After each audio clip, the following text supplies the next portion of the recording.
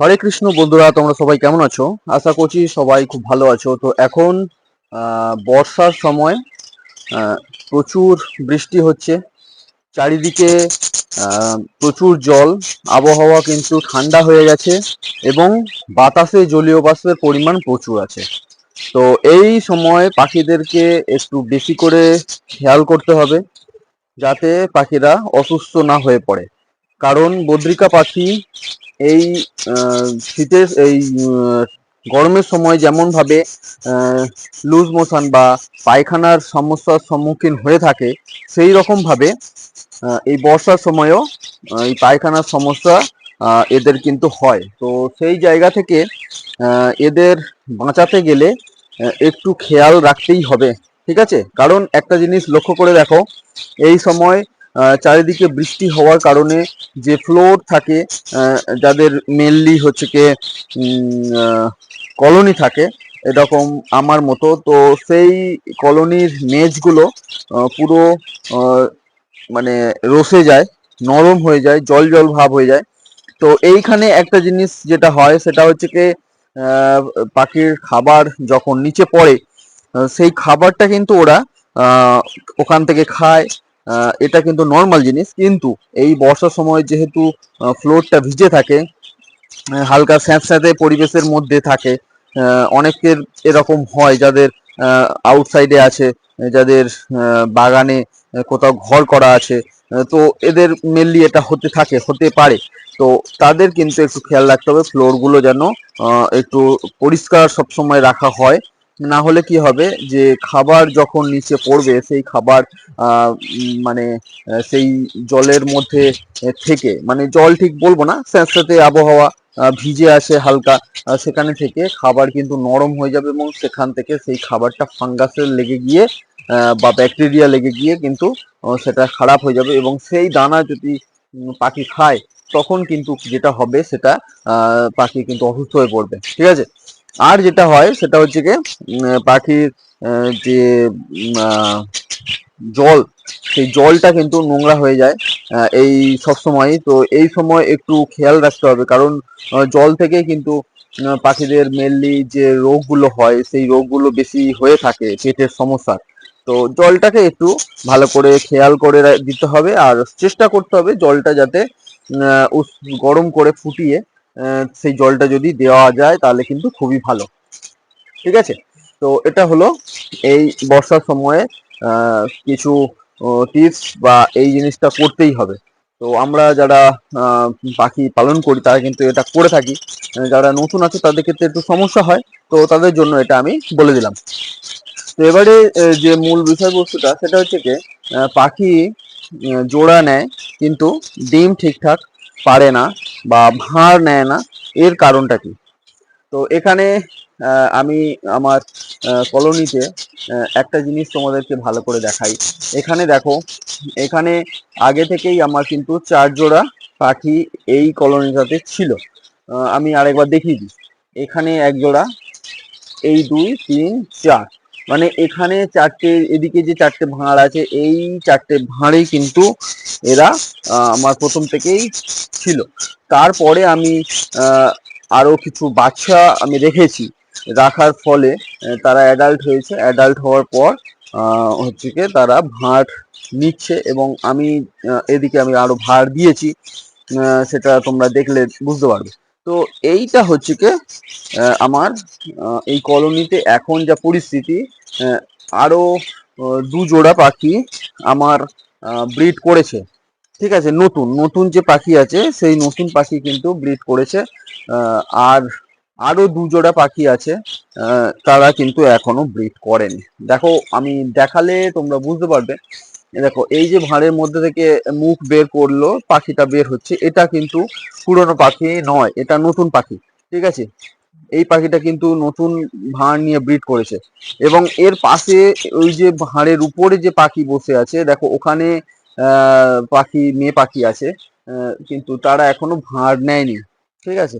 তো এখানে এই রকম ভাবে আর একটা ব্যাপার আছে, এই যে ভাঁড়টা আছে এই ভাঁড়টাতেও কিন্তু আহ, পাখি ব্রিড করেছে এবং ব্রিড করার ফলে দেখো এখানে বাচ্চাও এসছে, ঠিক আছে? তো দেখলে তোমরা বুঝতে পারছো নিশ্চয়ই। হ্যাঁ, দেখো, তো বাচ্চাও হয়েছে, ঠিক আছে। তো এইবারে বলি, এইখানে আমার যেহেতু 4 জোড়া রাখা ছিল, ঠিক আছে, 4 জোড়া নতুন বাচ্চা দেওয়া ছিল, তারা আরো 2 জোড়া কেন তারা ব্রিড করেনি। তো ভালো করে লক্ষ্য করলে তোমরা দেখতেই পাবে যে পাখিগুলো কিন্তু চুপচাপ বসে আছে। তো এটা শীতের সময় যেরকম পরিস্থিতি থাকে সেরকম বর্ষার সময় থাকে, যেহেতু টেম্পারেচারের আপ ডাউন হয়, ঠিক আছে। তো এবারে যেটা বলি সেটা হচ্ছে কি, ভাঁড় পছন্দ না হওয়া। প্রথমত যে সমস্যা হয় সেটা হচ্ছে কি, মানে জোড়া যদি কন্টিনিউ ঠিক থাকে, জোড়া যদি থাকে, ছেলে মেয়ে ঠিক থাকে, তাহলে যেটা হয় সেটা হচ্ছে কি ভাঁড় পছন্দ না হওয়া। তো এখানে আমি যে ভাঁড়গুলো দিয়েছি, তো দেখো, দেখলে বুঝতে পারবে ভাঁড়গুলোর মধ্যে কিন্তু ডিফারেন্স আছে। 2 রকমের ভাঁড় আছে, 3 রকমের ভাঁড় আছে, ঠিক আছে। তো ভাঁড়গুলোর সাইজ আকার দেখলে কিন্তু তোমরা বুঝতে পারবে যে ভাঁড়গুলো কিন্তু আলাদা। তো সেই ক্ষেত্রে অনেক সময় দেখা যায় যে পাখির হয়তো ভাঁড় পছন্দ হয়নি। এই যে ভাঁড়টা পাখি নিয়েছে, এই বা এর পাশের যে ভাঁড়টা, এই ভাঁড়গুলো হয়তো পাখিদের পছন্দ। তো এই ভাঁড়টা কিন্তু হয়তো পছন্দ নয়।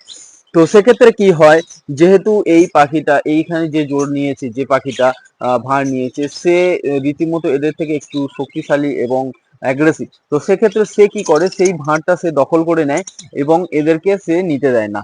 তো আর এই যে ভাঁড়গুলো পছন্দ না হওয়ার কারণে কিন্তু পাখি, এই ভাঁড়গুলো পছন্দ না হওয়ার কারণে পাখি হচ্ছে কি ভাঁড়ে যায় না, ভাঁড় নেয় না। তো একটা জিনিস, আরেকটা জিনিস লক্ষ্য করতে হবে, হয়তো ভাঁড় ঠিকঠাক আছে কিন্তু ভাঁড়ের প্লেসমেন্ট ঠিক নেই, ঠিক আছে। তো একটা জিনিস খেয়াল করে দেখো, আমার এইদিকে যেহেতু এরকম ঢালু আছে, তো সেই কারণে আমি ভাঁড়গুলো লাগানোর কারণে ভাঁড়গুলো সামনের দিকে হেলে আছে। তো সেই কারণেও কিন্তু অনেক সময় দেখা যায় যে পাখি সেই ভাঁড় পছন্দ করে না। যা মানে পাখি হয়তো ভাবে যে তারা সেখানে ব্রিডিং করলে বা ডিম পারলে, বাচ্চা হলে বাচ্চা হয়তো পড়ে যেতে পারে বা সমস্যা হতে পারে, সেই কারণে তারা, কারণ তারা তাদের মতো চিন্তা করে, সেই জায়গা থেকে তারা ওই জন্য ভাঁড় নিতে চায় না। তো সেক্ষেত্রে আমি অবশ্যই করে বলবো, যারা ভাঁড় লাগাবে তারা কিন্তু ঠিকঠাক ভালো ভাঁড়, মানে মানে আকার আয়তনে বড় এবং পাখিদের থাকার জন্য উপযুক্ত এবং ঠিকঠাক জায়গায় লাগানো, এই রকম ভাঁড় কিন্তু অবশ্যই করে লাগাতে হবে, তবেই কিন্তু পাখি ভাঁড় চুজ করবে। এবারে বলি প্রথম, দ্বিতীয় কারণ, যে প্রথম যে কারণের যেটা বললাম যে ছেলে মেয়ে ঠিক থাকা, এটা কিন্তু খুবই গুরুত্বপূর্ণ। কারণ পাখি অনেক সময় দেখা যায় যে পাখি রেখে দিয়েছি কিন্তু তাদের মধ্যে ছেলে মেয়ে ঠিক নেই। তো সেই ছেলে মেয়ে ঠিক না থাকার কারণেও কিন্তু পাখি হচ্ছে কি আহ, জোর নেয় না ঠিক মতো। হয়তো ছেলে মেয়ে হয়তো আছে, কিন্তু তাদের মধ্যে ডিফারেন্স আছে বয়সের, এটা একরকম কারণ হতে পারে। বা আরেক রকম কারণ হতে পারে, পাখি ছেলে মেয়ে আছে কিন্তু ছেলে বা মেয়ে যে কোনো একটা পাখি হচ্ছে গিয়ে উইক, তারা দুর্বল, তারা কিন্তু মেটিং করার মতো উপযুক্ত মানে পরিস্থিতিতে এখন নেই। তো সেই কারণেই তারা হচ্ছে কি জোর নেয় না, বা জোর নিলেও তারা মেটিং করে না, বা ব্রিডিং করার জন্য তাদের যে মুভমেন্ট, সেই মুভমেন্ট গুলো তাদের মধ্যে আসে না। তো অবশ্যই করে পাখি যখনই কিনে আনবে বা পাখি যখন নিজের ঘরের বাচ্চা যখনই রাখবে, তখন অবশ্যই করে চেষ্টা করবে সুস্থ সবল এবং ভালো পাখিগুলোকে ব্রিডিং মানে জোড়া দেওয়ার জন্য রাখা। বা বাইরে থেকে যদি কিনে নিয়ে আসি তাহলে অবশ্যই করে ভালো পাখিগুলো কিন্তু কিনে নিয়ে আসতে হবে। সেটা যদি না হয় তাহলে এরকম সমস্যার কিন্তু সম্মুখীন হতেই হবে। আরো একটা কারণ থাকে, সেটা হচ্ছে কি ভাঁড় হয়তো নিয়েছে, ভাঁড় নেওয়ার পর যেটা হয় সেটা ঠিক মতো ব্রিডিং বা মেটিং করেছে তোমরা দেখতে পাচ্ছ, কিন্তু তারপরেও ডিম আসছে না, ঠিক আছে, ডিম ঠিক মতো পারছে না। তো এক্ষেত্রে যেটা হয় সেটা পাখির শরীরের যে পর্যাপ্ত ভিটামিন, মিনারেলস, ক্যালসিয়াম, এগুলো যে থাকা দরকার, সেইগুলো কিন্তু নেই, ঠিক আছে। তো সেইগুলো না থাকার কারণেই কিন্তু পাখি ডিম পারছে না। একটা পাখি ডিম তৈরি করার জন্য পাখিদের শরীরে যে পর্যাপ্ত পরিমাণে ক্যালসিয়াম, ভিটামিন এগুলো দরকার, সেগুলো না থাকলে পাখি মেটিং করলেও তারা ডিম উৎপাদন করে না। তো একটা উদাহরণ দিয়ে বলি, নিউজিল্যান্ডে একটা পাখি আছে, সেটা হচ্ছে কি কাকাপু। তোমরা চাইলে গুগলে গিয়ে সার্চ করে দেখতে পারো। এই কাকাপু এমন একটা পাখি, সেটা বিলুপ্ত প্রায় বা বিলুপ্ত পাখি আমি এখন বলবো, কারণ এই মাত্র পৃথিবীতে 254টা পাখি বেঁচে আছে। তো বিজ্ঞানীরা ফুল সাপোর্ট দিয়ে এবং তাদেরকে মানে কি বলবো, ট্রিটমেন্ট করে তাদেরকে প্রতিনিয়ত খেয়াল রেখে তাদেরকে বাঁচিয়ে রাখার জন্য চেষ্টা চালিয়ে আছে। তো সেই জন্য আমি বিলুপ্ত বলবো। তো এই পাখিগুলো হচ্ছে গিয়ে, একটা গাছের ফল আছে, সেই ফলটা যদি না খায় তাহলে তারা কিন্তু ডিম তৈরি করে না। ছেলে মেয়ে আছে, সব আছে, কিন্তু ডিম তৈরি করে না। তো কারণ হিসাবে যেটা, ওই গাছের ফলটাতে প্রচুর পরিমাণে ক্যালসিয়াম আছে এবং ভিটামিন D3 আছে। ঠিক আছে। তো ভিটামিন D3 আমরা শুধু ভাবি, এতদিন জানতাম যে পাখি সূর্যের আলোতে মানুষের শরীরে তৈরি হয়, কিন্তু একটা গাছ আছে যেই গাছটার ফল কিন্তু ভিটামিন D3 সম্পূর্ণ। তো এই গাছের ফলটা যদি না খায় তাহলে কিন্তু সে ডিম উৎপাদন করে না। তো সেই রকম ভাবেই আমি বলতে চাইছি যে পর্যাপ্ত ভিটামিন মিনারেলস না থাকলে কিন্তু এরকম সমস্যা হয়। তো সেক্ষেত্রে চেষ্টা করতে হবে পর্যাপ্ত পরিমাণের খাবার, সুষম খাবার, তাদের যে যে দরকারি জিনিসগুলো থাকে শরীরে, সেই সমৃদ্ধ খাবার যেগুলো হয় সেইগুলো কিন্তু তোমাদেরকে খাওয়াতে হবে। তবেই কিন্তু পাখি ভাঁড় নেবে, মিটিং করবে এবং ব্রিড করবে। ঠিক আছে। তো এই হলো বিষয়। তো আরো যে একটা কারণ থাকে সেটা হচ্ছে কি, পাখি ভাড়া ঠিক আছে, জোড়া ঠিক আছে, সবকিছু ঠিক আছে, কিন্তু জায়গা ঠিক নেই।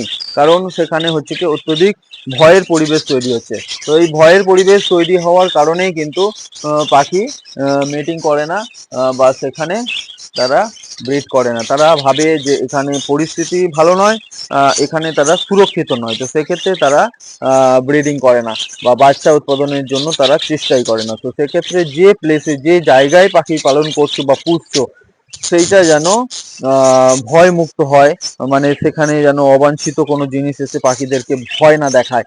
তো সেই জিনিসগুলো তোমাদের খেয়াল রাখতে হবে। আর যাদের সেট আপ আছে, এক জোড়া দু জোড়া, অবশ্যই করে তারা কিন্তু জায়গা বদল সবসময় করবে না, তাহলে কিন্তু সমস্যা হবে। যেটা সেটা বারবার জায়গা চেঞ্জ করলে তারা কিন্তু ভয় পেয়ে যাবে, এবং ভয় পেয়ে যাওয়ার কারণেই কিন্তু তারা ব্রিড করবে না, মেটিং করবে না। তো সেক্ষেত্রে এই জিনিসগুলো খেয়াল করলেই কিন্তু অবশ্যই তোমাদের পাখিগুলো ভালো ব্রিডিং করবে এবং ডিম বাচ্চা ভালো হবে। তো যাই হোক, এই বিষয়বস্তুগুলো অবশ্যই তোমরা মেনে চলো, তাহলেই পাখি অবশ্যই ভালো হবে। তো যাই হোক, ভিডিওটা এইটুকু। যদি ভালো লাগে অবশ্যই করে একটা লাইক এবং শেয়ার। আর যদি কোনো কোশ্চেন থাকে, যদি কোনো কথা থাকে, অবশ্যই তোমরা কমেন্ট সেকশনে কমেন্ট করতেই পারো। তো ঠিক আছে বন্ধুরা, আজকের এইটুকু। নেক্সট ভিডিওতে আবার দেখা হবে।